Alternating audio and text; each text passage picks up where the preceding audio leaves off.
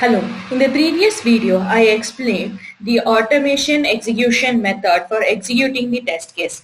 Now it is time to analyze the system information. Just to have a better demo visualization, for this video I have executed one more test case, but you can visualize for one test case at a time too. Now we will visualize two test cases, where one test case will be the test case that I executed in the previous step. To analyze the results of the executed test case, click on the Analyze Results button. From the pop-up, click on For Browser button. It will open Kibana in a new tab in 30 seconds.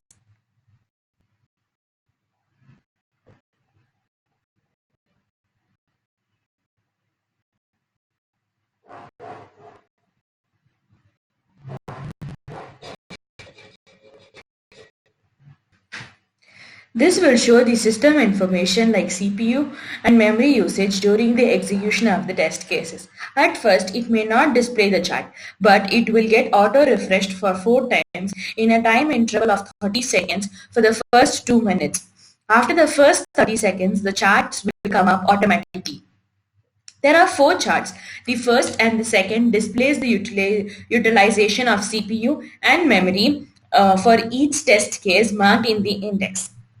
The third and the fourth displays the utilization of CPU and memory at regular intervals in the form of bar graph and line graph for each test case marked in the index. With this analysis, the process of testing a test case gets completed.